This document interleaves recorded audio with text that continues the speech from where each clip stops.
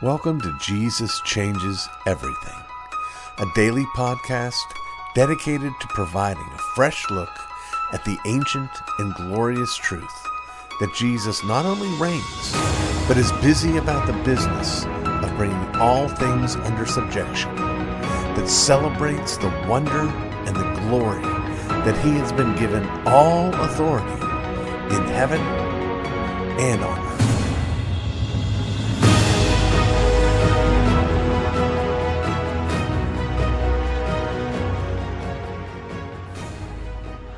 Eddie Reed.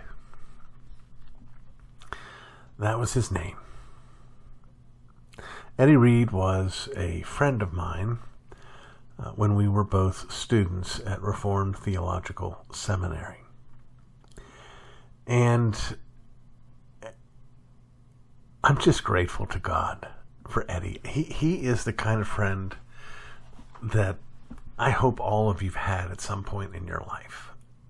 I wouldn't say that Eddie would be necessarily the guy that I would go to when I was in desperate need. He might be the guy that I would go to if I just won the lottery. That is, he's just a lot of fun, very easygoing. In fact, when I look back on it, to maybe give you an idea of what Eddie Reed was in my life at that day, this is a little over the top. So, dial it down, but it's a good illustration. Dial it down a good 25%. But he was like my own personal Matthew McConaughey. I really enjoy Matthew McConaughey's movies. I really enjoy the sort of shtick that he does. Certainly he's gone beyond that and stretched himself as an actor. I don't want to dispute that. But that kind of sort of hip, doofus, kind of easygoing guy I like. And Eddie was an easygoing guy. He came to seminary after a brief career as an insurance salesman, which career had put him in a position where he wasn't required to work outside the home. He was single to work outside the home, to work a job while he was going to seminary. And so he was a full-time student, but he was an easygoing full-time student. He was plenty bright, and again, very charming, and had a great deal of success in the use of his charm. But to his credit, I think one of the reasons he came to seminary was to add to that charm some biblical strength and substance. So good on him, I say. But while he was there, I really just enjoyed him. He was just so fun. He was easy. He was the kind of guy who would, just get it in his head that, hey, tonight would be a great night to, let's have everybody make fish tacos and hang out together at his apartment. He would have these Eddie parties, and often he would impose on his roommate to make it happen.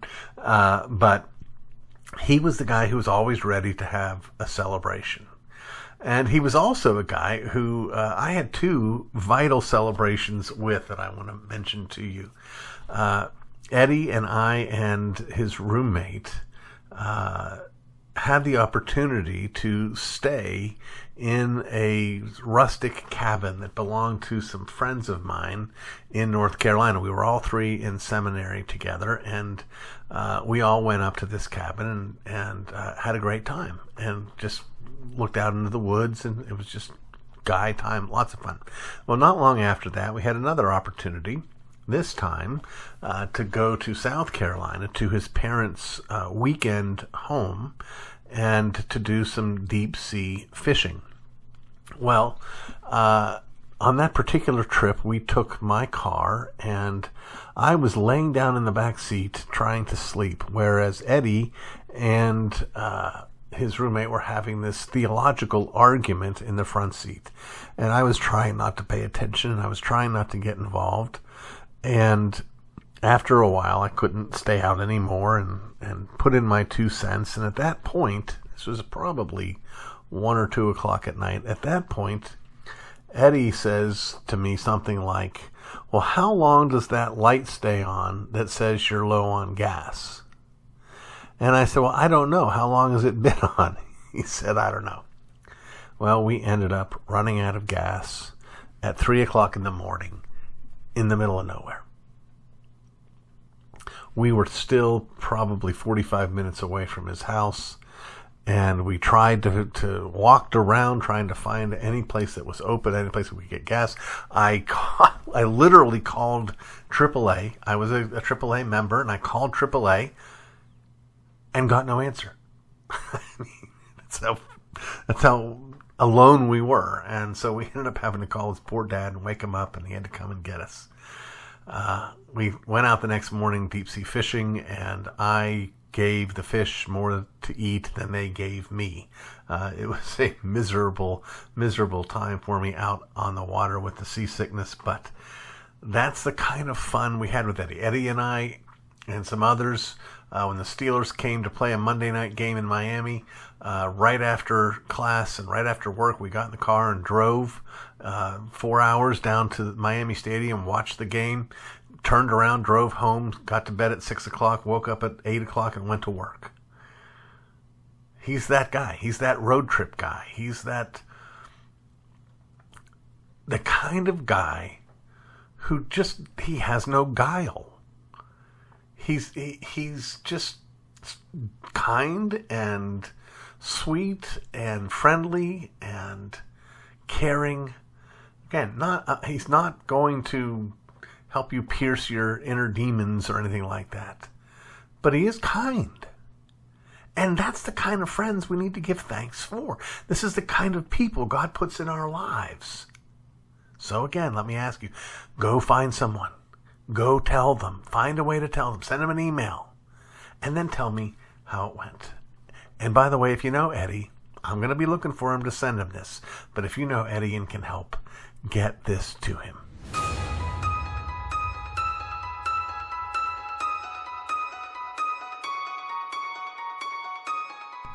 Monday. That's how close it is. As you're listening, if everything goes according to plan, this is 3 days before the very first formal meeting for the Shepherd's College. I can't begin to tell you how excited we are, how filled with anticipation we are, and how eager we are for you to be a part of this. Here's what I'm thinking. I'm thinking that many of you would benefit from being a part of this first meeting. Here's what I'm asking you to do. Let me know. You can look at it like a test drive. You can come in, you can participate in this first meeting. You probably won't want to do all the reading, but you certainly can if you want to in advance, though be a lot of reading in 3 days. Actually, we won't have any reading before then, so you can do any reading that you want to. You can be there for this meeting and get a taste of it. All you have to do is let me know. Send me an email and let me know that you would like to be present for this inaugural discussion. And I will make sure that you get a Zoom invite, or if you're nearby, that I'll give you the address where we'll be meeting. Is that fair? Get a little test drive. Take a puppy drive. Take home a puppy for a day and see what you think. My hope is that if you will taste this experience, that you will find it compelling enough that you'll want to sign up as a student, or that you'll want to sign up to support what we're doing, because I think it'll be helpful for you to see what happens when men get together and talk about gospel ministry. Now, you don't have to tune in on Monday. It's going to be a fairly long meeting Monday evening. You can simply support us now. You can sign up now. You can go to the website now, shep.church. College, shep.college, and you can read all about what we're doing there. We are training men for gospel ministry through the ancient process of conversation, of study, and discipleship. We are preparing men to go out and serve as leaders in local churches, pastors, ruling elders, deacons, just leaders, however you see fit to look at them in local congregation, who have been trained and equipped and encouraged along the lines of the actual biblical qualifications for an elder. We're going to train men who are zealous and committed to the gospel.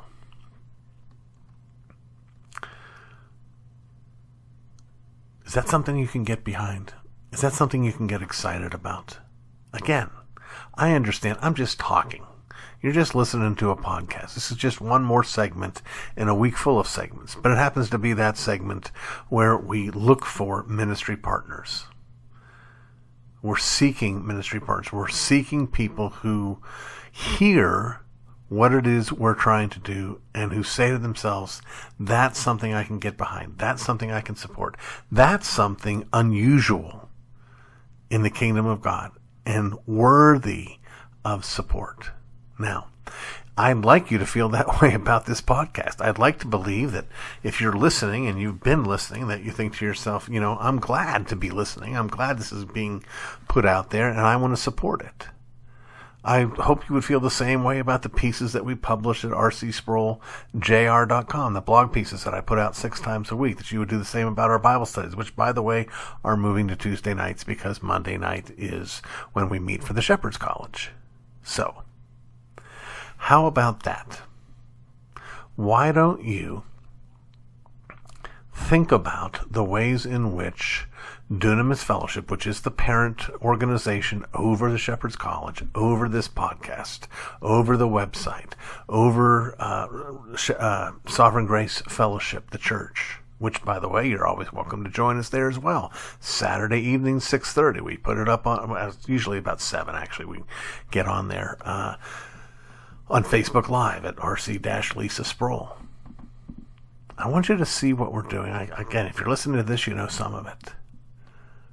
And I want you to just ask the Spirit, Lord, is this something you want me to get behind? Is this something you want me to support? Is this something that I'm confident can make a difference for the kingdom of God? Is this something I want to participate in for the sake of the kingdom of God? We are looking for students. We are looking for financial partners. We are looking for prayer partners. We're looking for all of these things. And you know why we're looking for these things? You know why we talk about this? Because we believe in it. I hate asking for these things. I really do. But I always go back and remember what my father said. Why would anybody give to any organization that wasn't confident enough in what they were doing that they were unwilling to ask? So I push myself out of my comfort zone once a week, and I ask for you to come alongside. We've had growth there. We've had new supporters come alongside. I'm very grateful to each one of you that's done that. We're always looking for more. Could you please commit to coming alongside, especially as we open our doors for the Shepherd's College? If you don't want to be an inaugural student, be an inaugural supporter. And we will give you thanks. And if God should be pleased to bless our efforts, the kingdom of God will give you thanks.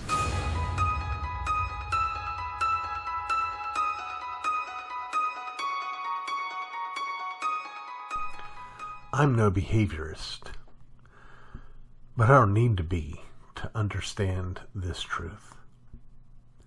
That which you punish, you get less of. And what you reward, you get more of.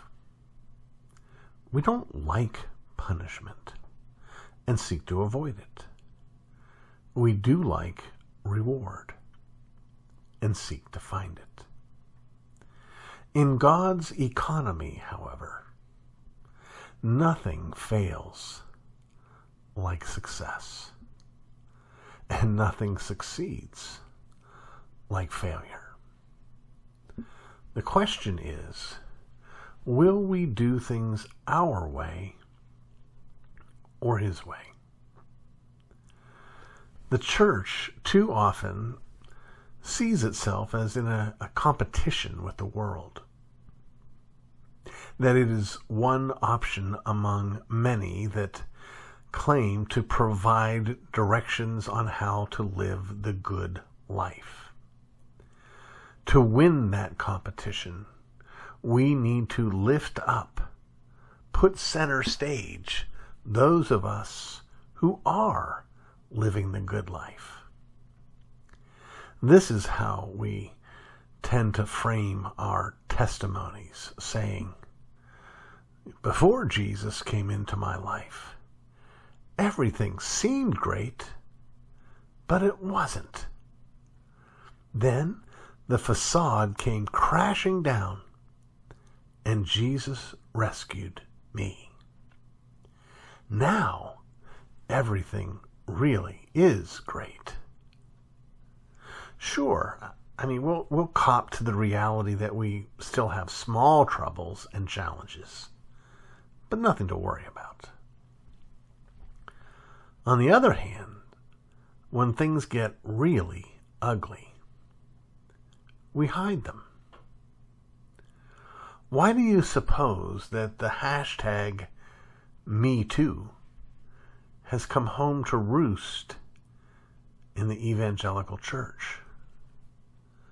Not because of some systematic underground embracing of sexual abuse.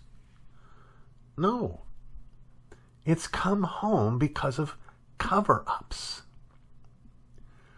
When a pastor seduces a sheep, when the youth leader exploits the troubled child, our first thought is to protect not the reputation of Jesus, but of our church. Any church found to be unsafe has already shuttered its doors, whether it knows it or not. The church, however, if it has any reason to exist, is to be that place where we who are not safe go. It is the assembly of sinners, not former sinners, not purified sinners, but sinners.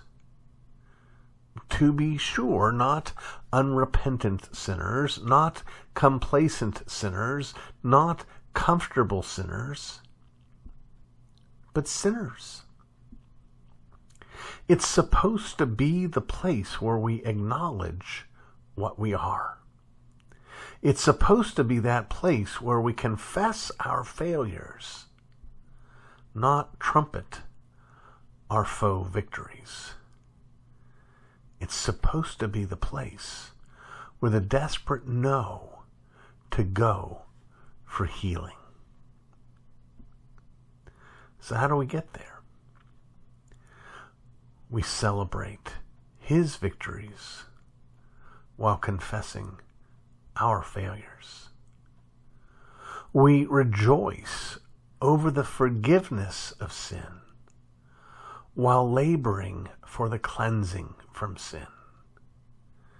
We acknowledge not just that men are totally depraved, but that I am a sinner, saved by grace, that my sins were and are so grievous, so ugly, so damnable, that only the agony of Christ's passion could pay for them.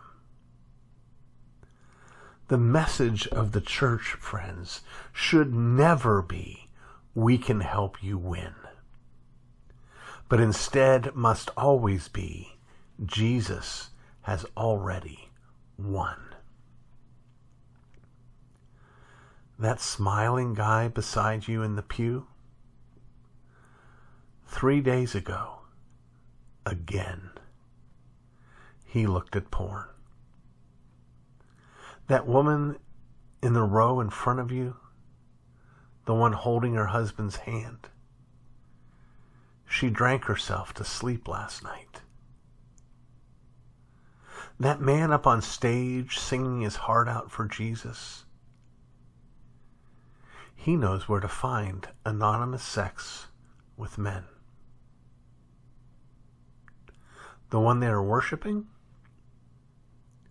he died for them all. The church is not where we go to learn how to have a good life. It's the place we go to hear what to do about the truth that in our sin we destroy our own lives, where we learn that we run to the one who gave his life for us. You've been listening to the Jesus Changes Everything podcast, a production of Dunamis Fellowship, the teaching outreach of Dr. R.C. Sproul Jr. If you've enjoyed this podcast, we encourage you to subscribe, which you can do at all the usual outlets, to tell your friends, and to spread the word. To learn more about the work of Dunamis Fellowship, please visit rcsproulJR.com. And join us next time on Jesus Changes Everything.